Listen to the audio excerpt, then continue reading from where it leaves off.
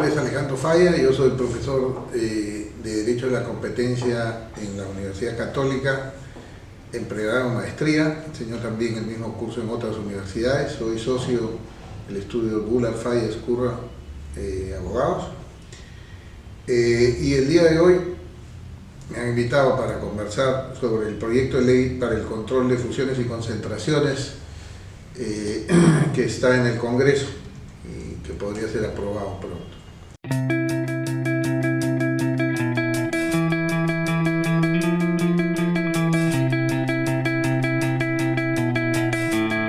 Yo diría que no. Hay distintas razones, algunas tienen que ver con la naturaleza misma del instrumento, que es un instrumento que busca predecir qué es lo que va a ocurrir a futuro si es que una operación se permite, y cuando uno hace juicios sobre qué es lo que va a suceder en el futuro, por más bien intencionado que sea, puede cometer errores serios, y esos errores tienen costos para el mercado, para los consumidores, para los niveles de inversión de un país. Ahora, eso no quiere decir que debemos olvidarnos de los eventuales problemas que generan este tipo de operaciones. Para combatir esos problemas ya tenemos un instrumento, que es la regulación de competencia hoy existente, que está focalizada en el control de conductas empresariales. Lo que habría que poner foco y atención es precisamente en ese instrumento, en ver la forma de que funcione mejor o que la agencia que administra este instrumento tenga los recursos suficientes para ejecutar mejor sus responsabilidades, ¿no? A la par de cuidar que no se generen por parte del Estado barreras que precisamente permitan que las empresas acumulen poder de mercado gracias precisamente al Estado y no precisamente a su mayor eficiencia en el mercado. Lo que debería haber es instrumentos que busquen combatir los problemas generados por la concentración, que no pasan por mecanismos como los que se quiere implementar con el control de fusiones y concentraciones ex ante.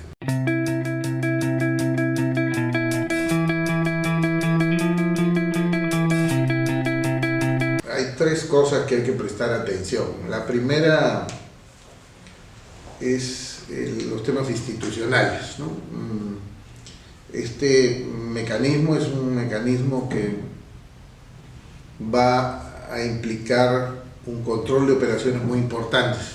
Estas operaciones van a generar o suelen generar mucho interés de la prensa, mucho interés de los medios, mucho interés de los políticos, y alrededor de estas operaciones y del mecanismo de control de estas operaciones van a aparecer muchos intereses para aprobar la operación o sobre todo para desaprobar la operación, para oponerse a la operación.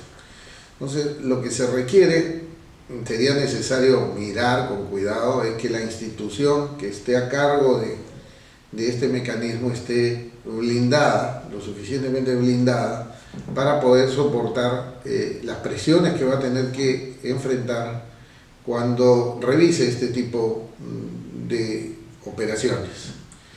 Desde mi punto de vista, hoy día no tenemos ese blindaje, y en todo caso el que tenemos, que nos ha servido para llegar hasta donde estamos y para administrar medianamente bien o bien el mecanismo de control de conductas, creo que debería ser reforzado para garantizar tener una institucionalidad que permita una aplicación digamos, bastante técnica de lo que va a ser el control de fusiones. ¿Qué se puede hacer y qué debería mirarse? Es desde la forma como son designados los que van a tomar decisiones en la administración de este instrumento. Hoy día la mayoría son designados sin concurso, a través básicamente de designaciones a dedos, debería generarse un mecanismo de selección o procesos más transparentes, donde debieran participar entidades autónomas y con legitimidad, como podría ser el Banco Central de Reserva, institución que en otros países participa directamente en los procesos de selección de las autoridades de competencia. El ejemplo más concreto es de nuestro vecino Chile, donde la gran mayoría de miembros del Tribunal de Defensa de la Competencia son designados por un procedimiento que administra de manera autónoma y transparente el Banco Central de Reserva. Eso podría pensarse para el Perú. Otro tema institucional que merece la pena revisar es el tema de la dedicación que tienen quienes van a tener a su cargo la administración de este instrumento. Hoy día quienes administran la ley de competencia son funcionarios que sesionan 1 o 2 veces por semana, van por horas, funcionan como si fueran un directorio. Lo que se requeriría de pronto es que la mayoría de esos funcionarios pasen a ser funcionarios de tiempo completo. Eso para garantizar que los procesos sean vistos con la celeridad que requieren este tipo de procedimientos. Otro aspecto institucional que habría que considerar es el tema de la remuneración de estos funcionarios. Lamentablemente hoy día la remuneración en general de los funcionarios públicos no es una remuneración de mercado. Para poder atraer a gente que esté, digamos, en capacidad de poder atender lo que significa esta demanda, se requiere, yo diría, elevar las remuneraciones de todos estos funcionarios. Para que tengan una idea, el fiscal nacional económico en Chile está ganando más o menos $15.000 mensuales, que es la remuneración que también reciben los miembros del Tribunal de Defensa de la Competencia. Montos o niveles salariales que están muy lejos a los que actualmente perciben las personas que hoy tienen a su cargo la aplicación de la regulación de competencia. Y hablar también del tema institucional es hablar de los recursos que va a tener que tener quien administre esto. Hoy día la primera instancia, la Secretaría Técnica, que juega un rol muy importante en la administración de estos procesos, tienen en total 25 funcionarios. Para que tengan una idea, SUPAR, lo que sería SUPAR en Chile, que es la Fiscalía Nacional Económica, tiene 116 personas. Solo las personas dedicadas a administrar los procesos de notificación previa de fusiones en Chile son alrededor de 25 personas. O sea, todo el INDECOPI hoy día dedicado a atender toda la administración de la regulación de competencia en Chile está dedicado solamente a ver fusiones. Eso da un indicador del nivel de magnitud de crecimiento que debiera tener y de fortalecimiento que requiere INDECOPI para dedicarse a atender la supervisión, el control de las fusiones y concentraciones. Eso era digamos, a nivel institucional, ¿no? Lamentablemente en la ley, los proyectos de ley no se le ha puesto la atención debida a ese aspecto. El segundo gran aspecto que debería tomarse en cuenta tiene que ver con las operaciones que van a ser notificadas. El problema con estos mecanismos es que para chapar, entre paréntesis, entre comillas, más que entre paréntesis, las operaciones que generan problemas, se fuerza a que muchas personas hagan cola. donde existe este tipo de mecanismos, del 100% de operaciones que se notifican, solo hay una pequeña fracción, entre 2 y 3%, que son las operaciones que son prohibidas.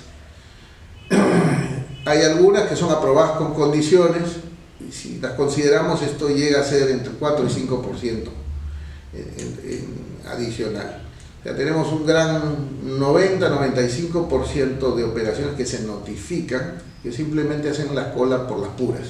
Son 95% de operaciones que no representan ningún riesgo para la competencia, para el mercado, pero que debido a la forma como son diseñados los umbrales, terminan siendo forzadas a una notificación que le genera costo, les demora de pronto el cierre de una operación o de inversiones importantes para el mercado.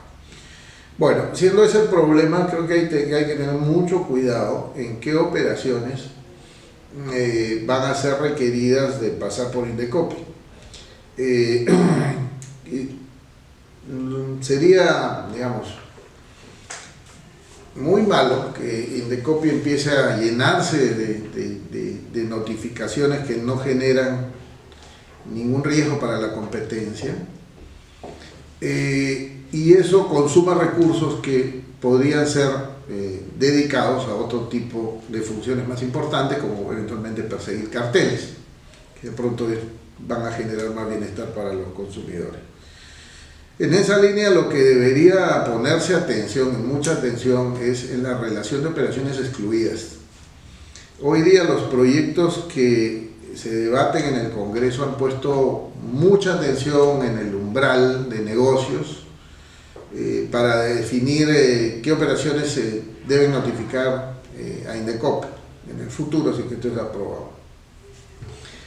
Pero al hacerlo, creo que han dejado de ver que si el mundo se mira de esa manera y los umbrales se establecen de esa manera, van a haber operaciones que deben ser notificadas, que son tan absurdas como, por ejemplo, una empresa muy grande que le compra a otra empresa muy grande un activo productivo, un camión, una moto, y bueno, la operación en sí misma de pronto involucra $100.000 o $200.000 o $500.000, pero esa operación en sí misma es obvio que no va a generar ningún problema de competencia en el mercado. Tal cual está redactados hoy día los proyectos de ley, operaciones como esas tendrían que ser notificadas. También tendrían que ser notificadas, por ejemplo, una operación en la cual una empresa que hace clavos se compra una empresa que hace caramelos. Ambas empresas están en mercados completamente diferentes, no existe ninguna vinculación ni actual ni potencial entre esos mercados, pero solo por el hecho que son operaciones realizadas por empresas que facturan o tienen ingresos por encima del umbral establecido en los proyectos de ley o los que terminen siendo las leyes, van a tener que notificar. Bueno, si seguimos con los ejemplos, lo que vamos a tener es que si no tenemos el cuidado de excluir operaciones de ese tipo, vamos a tener un Indecopi sobrecargado de notificaciones que va a tener que resolver, a las cuales va a tener que dedicar recursos y que van a evitar o impedir que Indecopi se dedique de pronto a cosas más importantes. Yo creo que ese es un problema. Entonces, el segundo tema que hay que atender es precisamente cuáles son las operaciones que no deben ser objeto de una notificación en Indecopi. Y el último factor que de pronto debiera considerarse es cómo se van a analizar las operaciones de fusión, qué factores, qué variables van a ser las evaluadas. ¿Y por qué eso es importante? Porque las fusiones generan un montón de efectos, generan efectos en el mercado, efectos en los consumidores, efectos en los precios, pero también generan efectos en el mercado laboral, porque las fusiones pueden generar que hayan despidos, generan efectos en el desarrollo regionales, la generación de empleo, de trabajo en determinadas zonas del país. O pueden generar también, digamos, impactos en lo que son la inversión extranjera en el país.